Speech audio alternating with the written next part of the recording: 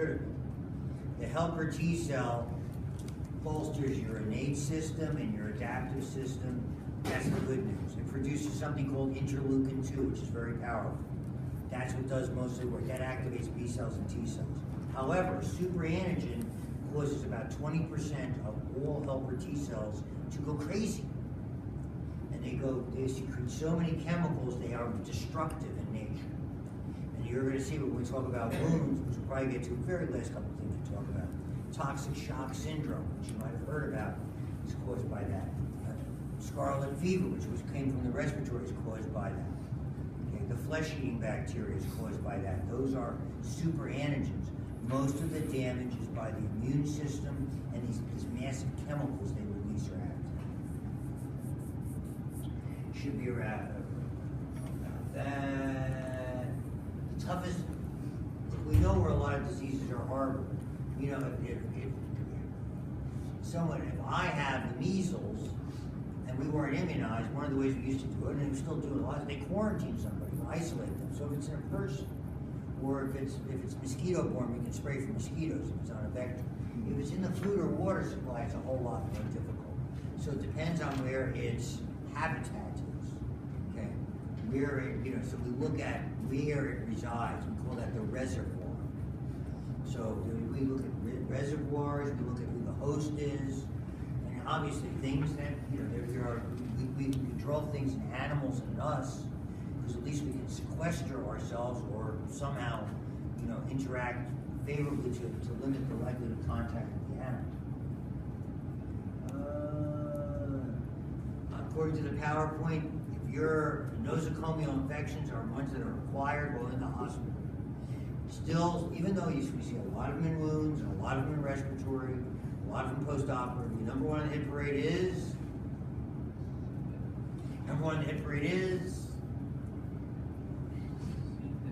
What? No, that's not a bad answer, but it's probably second or third. Urinary tract. You don't find urinary tract infections, and that's because of catheters. I mean, and even though we've improved with catheters, catheter care is much better. The difficulty is it still exists. Let's see. Oh, one other thing. Anti-HIV, there are a couple of antivirals you should be familiar with that have been around, because they've been around for a long time. They use nucleoside analogs for the original ones. They also use antiretrovirals because they're called, because it works on something called RNA reverse transcriptase, that's the enzyme. So there's an antiviral that combats that enzyme that makes HIV work. And the other one is called protease inhibitors. Protease is another enzyme that HIV relies on to sort of chop apart proteins so the virus can be assembled. So there's protease inhibitors and RNA reverse transcriptase inhibitors. Those are the most commonly used combination along with nucleoside analogs for antivirals. There's really only three major groups that antivirals work efficiently with: herpes, HIV, influenza. Other than that, it's still mostly research and development. Okay. The extended spectrum beta-lactamase producing bacteria are where we're seeing superbugs. We're seeing a lot of those in hospital infections. They're usually gram-negatives. So we're seeing some gram-negative rods like Klebsiella. You might see it in Pseudomonas or Proteus eventually. I don't think they're there now. But they make these beta-lactamases that are very, very, where the clavulanic acid would have no effect.